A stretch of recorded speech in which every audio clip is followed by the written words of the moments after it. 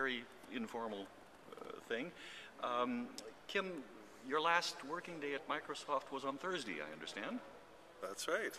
What's it feel like to be a free agent? Feels free. It feels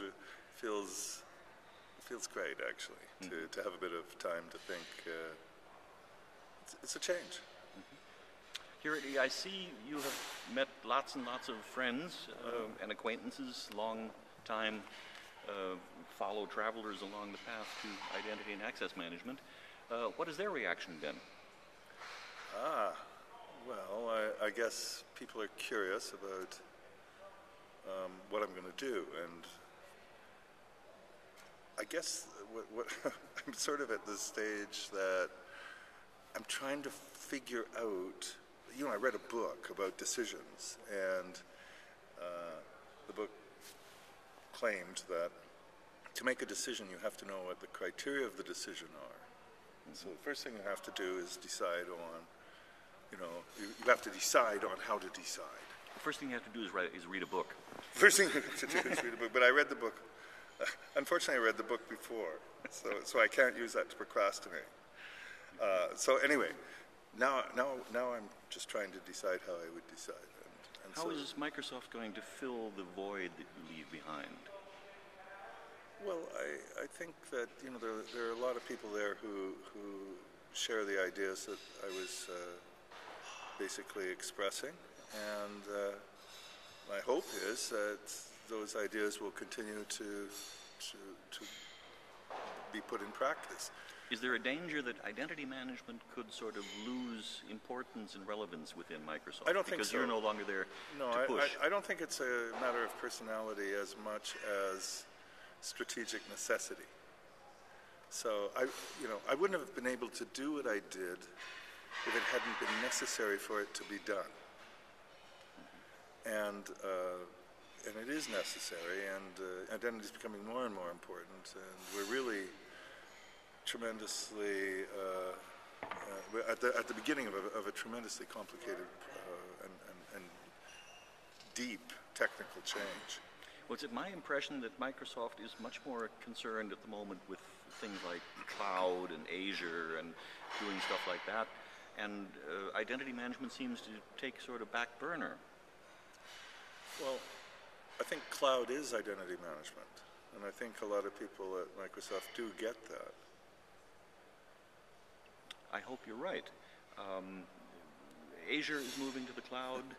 Azure is in the cloud already, but Active Identity is moving to the cloud. So yes, there is quite a bit going on. It's just that my perception that people aren't talking about it that much in Redmond. I think that, I don't like to give away information. I don't like to kiss and tell, as we used to say when we were boys.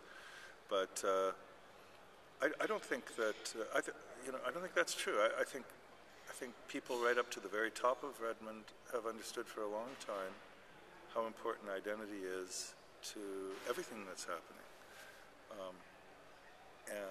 So I don't actually worry about that. What I worry about more are the very forward-facing issues. I think that all of the things we've been trying to accomplish around claims and open identity and delegation are going to go ahead. The whole infrastructure depends on them. But around, my concerns are around things like privacy and security. And Microsoft has had a very good record on that over the last number of years, and I certainly expect and hope it to continue. But I look at the industry as a whole, and Microsoft is part of the industry, and so the trends that happen in the industry will affect Microsoft, and so that is a concern. I think not only should be a concern for me, but for everybody. Of course, the history of the identity industry has not been an uninterrupted string of successes. We have had spectacular failures, ID cards, for instance. Do you think that the industry as a whole is on the right track at the moment? Well, when I wrote the Laws of Identity, what they really were about was, how do you explain the failures and the successes? And I think that the principles put forward there are essentially correct and remain correct. ID cards, as they were proposed, for example, in Britain, broke at least 4 of the laws of identity, and I've harangued the world at length and probably too much about that. But so it doesn't surprise me that initiative went down the drain at all. I predicted it. Or I didn't predict it, the laws of identity predicted it. What about federation, which sort of is being handled as an F word at the moment in the industry? I don't understand why you say that. Well, because it's true. People actually are moving to a different set of buzzwords. People who talked about federation last year are talking about trust frameworks this year. Well, they may, talk is cheap. What are the customers doing? And if you look at, say, Active Directory Federation Services, it's tremendously successful. And I assume that I'm not that familiar with the competing products, but I'm assuming that if ADFS is successful, the competition is too. And people are adopting them, and they have to. How can they go into the cloud if they don't federate between their enterprise and the cloud?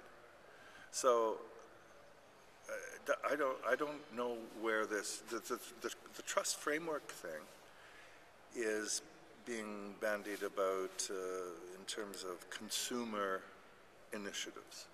But in terms of enterprise initiatives, I think it's clear that federation is definitely happening. Claims are happening. The great products like, or the really advanced complex products like SharePoint are all becoming completely reconstituted to take advantage of claims, and the whole thing is very deep.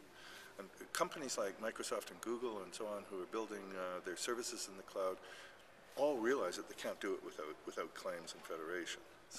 So I actually think that has been a great success. Now, federation or OpenID and so on has been less of a success, and I think that was also predictable.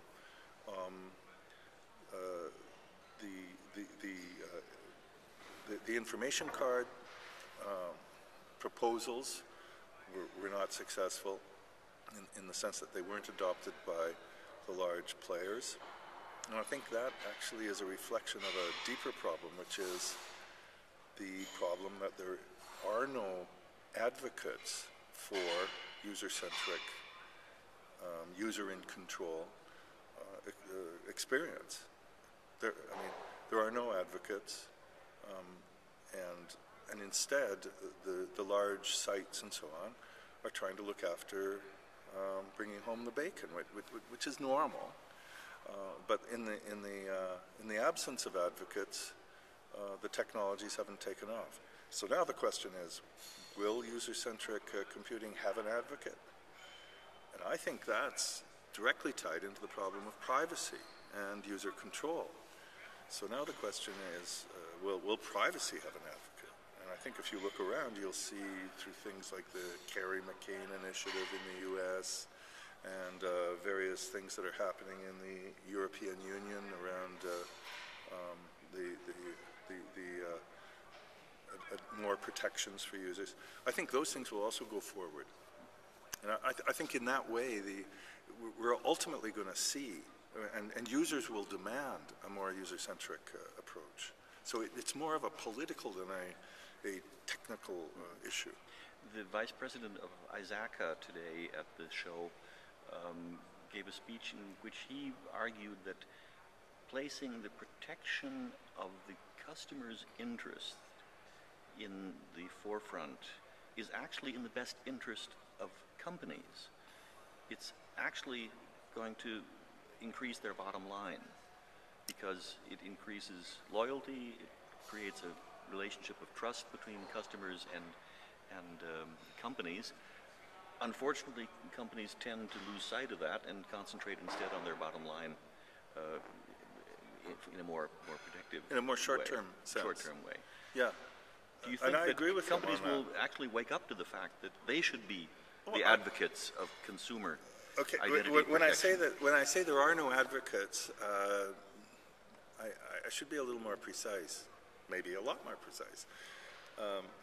There are many advocates inside each of the companies, but the companies right now haven't embraced that as a central, as their central motivation.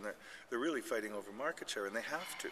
You know, it's necessary because it's so competitive at this point. And they don't see that that is a motor of market share.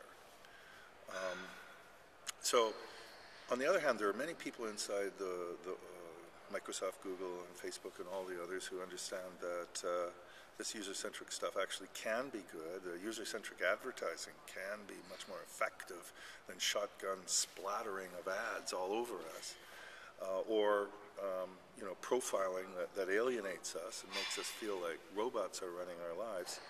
So I think there's lots of people that are set with ideas about this, and that, you know, over time, my view is those things will come to the fore in certain companies, and those companies, as you say, will have an advantage. But it's not something, we can't speed up the clock, unfortunately. The clock goes at its own rate. Is there some part of the puzzle still missing? Or do we have all the pieces in place and just don't know how to arrange them? Well, I think that we need much more experimentation and research and proposals to find things that really resonate with the users, with the people. And so information cards, for example, were a first step. I'm very happy with you know, what they achieved, but they weren't the end of the problem.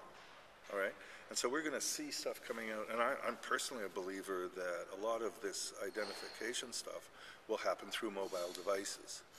And so we're going to see, I think, over the next few years, really interesting developments in terms of mobile devices. Amongst other things, you can't type passwords into mobile devices. So, you know, finally, the password will commit suicide on the mobile device.